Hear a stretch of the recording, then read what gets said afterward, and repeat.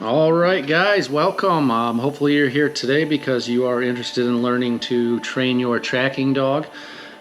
In this video, this is going to be the first of our actual tracking training sessions. If you haven't yet, I would highly recommend that you go back and watch the priming your tracking dog videos before moving into the actual training lessons. That'll just give you some insight as to techniques that can be used to encourage your dog to associate the deer sense with something positive, such as food or play. I would also recommend that you go through all of these sessions in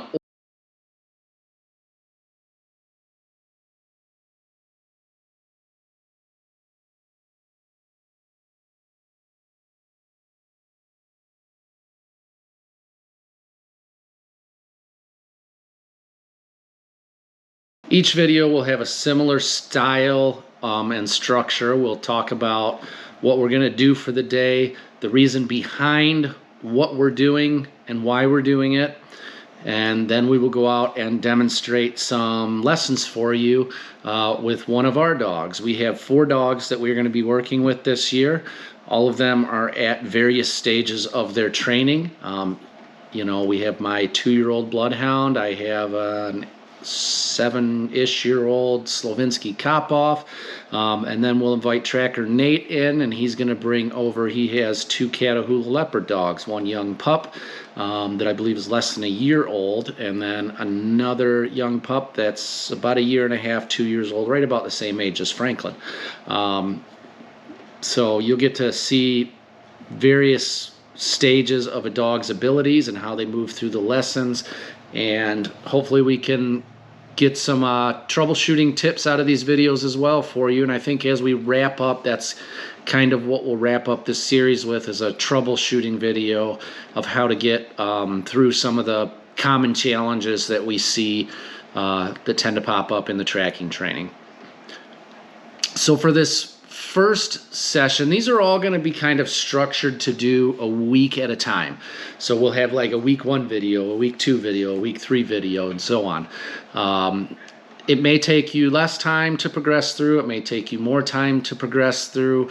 Really, you and your dog are going to make this decision. Your dog is going to ultimately make the decision on what they need as far as length of time in these particular phases of training. If you recall from the priming your tracking dog video, where we went over just some basic commands, your sit, your stay, leave it.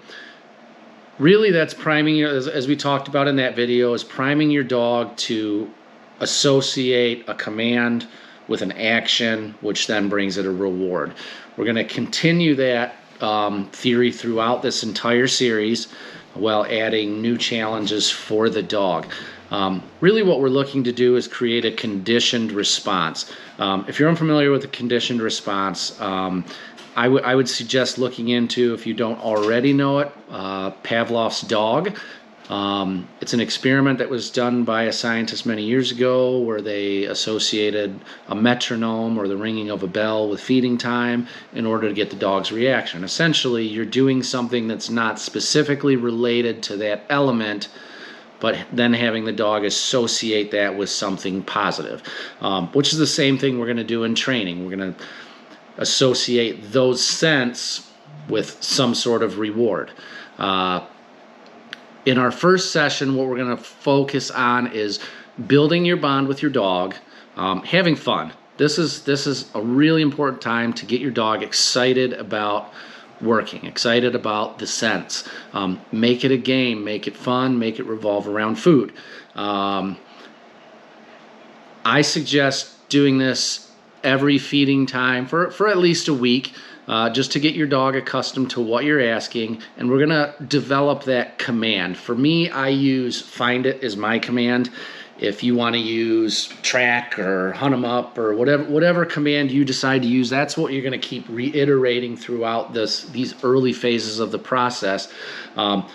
So the dog goes from having those sense be associated with reward, to a command being associated with the reward, and the action eventually being associated with the reward. So you're really developing this command. And it's going to be like any kind of dog training, basic obedience, where repetition is key. You're going to do this over and over and over and over again. The dog's going to learn. If this is what he wants. He's saying this word or making this sound or making this noise or giving me this hand gesture. This is what he wants me to do. He wants me to find this. Your dog is also building a trust in you. And these first couple of weeks are really about you trusting your dog and your dog trusting you. So not only are you trying to teach the dog that when you say find it, that you want them to do something, but they're learning to trust you that when you say find it, that there's actually something out there for them to find, that they're not just wasting their time running around aimlessly. So it's reiterating that over and over and over again. I think that's all I have as far as a description for this early video. Again, this is meant to be fun with your dog. Play, I would say 10 to 15 minutes before each feeding time. We're going to develop that game, and we're going to go through phases in this as well, and we'll talk about that once we get outside a little bit more as the phases, and we'll demonstrate those phases. So we will see you outside. All right, guys, if you've been following along, we finally made it outside. We have 2-year-old Franklin here. We're just in our dog pen. When you're in these early stages of training, you really want to focus on as little distraction as possible. So do it somewhere the dog is already familiar, where they've already sniffed around the entire area. They've already discovered everything in the area that is fun to sniff. That'll help them stay focused on what you're doing. So what we're going to do in this session is we're going to start out by trying to make the deer leg their favorite toy. It's going to become part of their game. We're going to use the find it command repetitive to get them to understand associate that command with what we're actually asking of them, and it'll start to get ingrained in their head. What we're going to do is initially we're just going to play with the dog. We're going to show them the thing, we're going to take it away, we're going to throw it, we're going to drag it, we're going to run around with it, just to make this fun for the dog and really make this fun. Franklin, look, what is this? What is this? What is it? Oh, get that, Bubba's. Get that, Bubba's. You can tie a rope to it, you can drag it around, have them chase it, whatever you want to do. Find it. Find it. Find it. Find it. Find it. Find it. Good boy. Good find. Good find. We're going to reiterate that command. Lots of excitement over and over and over again. Thank you. Leave it.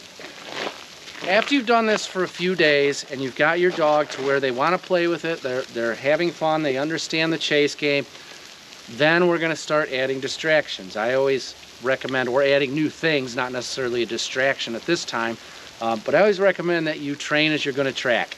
Use the equipment you're going to use. You're going to have to introduce it to the dog slowly. So our next phase is going to be introducing the dog to a harness.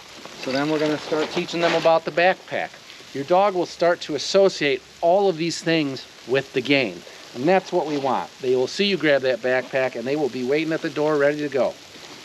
So now we're going to introduce the dog to the harness. They understand our game. Sit. Always patient with the dog. Sit. Good. You don't want any bad experiences in this training the tracking dog. You really want them to enjoy every aspect of it, and they need to win the game every time. That's important. Every time they win the game. That's what's going to build their confidence and build their stoicism while they're tracking. So now we got the harness on. We can play with it a little bit, and then we'll repeat. You know, we're going to introduce the toy. Oh, what's that, Frankie? Find it. Find it. Find it. Good. Find. Yes. Yes. Good boy. Good find. Oh, what's that? What's that, Bubba? Find it. Find it. Good find. Yes. Good find. Yes. Okay. And then from there, we're going to go and we're going to throw our lead on. This is another thing. It's going to be bouncing behind them. We're not going to hold on to it at this point, but we are going to introduce them to it. They are going to feel it laying on their back, rubbing on their legs, all of the different things that may distract them during a track. They'll eventually learn to tune it out and not notice it. Now we're going to introduce the dog to the leash. The leash will be bouncing around behind them, rubbing on their back. We're not going to hold it at this point in time, but we are going to introduce them to the leash. Again, you're going to do this slowly. So maybe 3 or 4 days you do no harness, no leash. Maybe day 5, 6, 7 you're doing harness. Maybe day 8 you're doing harness leash, and then you're moving into, you know, your next training session on the next phase. So we'll get this leash on them and run through the same game again. Here, Frankie, here. Come on. Good boy. All right, so now he's got that. We're not holding it, we're not restraining him in any way, but he is gonna feel this on his back, on his legs. Oh, what do you got there, Frankie? Find it. Find it. Ready? Ready? Find it. Yes, good, fine. Good, fine. Good boy. Good boy. What you got there, Frankie? Yeah, good, fine. Good, fine. Yes. So, as you can see, again, we're reiterating that command over and over and over again, associating this game. Now, he's already an established tracking dog. He knows what he's doing, so we are at a little bit of an advantage at these early stages, but it is the same method that I use to train him, and you will get benefit very, very fast if you do, if you follow this path. Next, we're going to go out to a different area where we have a little bit more room, and we're going to do a little bit longer of the gameplay just so you can see some longer runs. And after that, we'll go back inside. All right, we are outside at our second location. We've got a little bit more room here, so we're going to do a little bit more of the play. As you can see, I've got him fully geared up. I've got his harness on. I've got his lead on. I've also thrown on his tracking collar because I use a tracking collar even on lead. I highly recommend you do the same. Lose your dog once and you'll know why. Ask me how I learned. I'm wearing my backpack that I wear while I'm tracking, primarily because I want the dog to get used to those sounds too and not pay any attention to them. I want him to be desensitized to everything I can control. That's the key in tracking, is control what you can control, and then the dog has to work out the rest. But you can give them a little bit of advantage by controlling what you can control. So out here again, same thing. I'm not going to use the lead. It's just going to be on him so he can feel it, and we'll do a little bit longer play, and you can do the same. Here.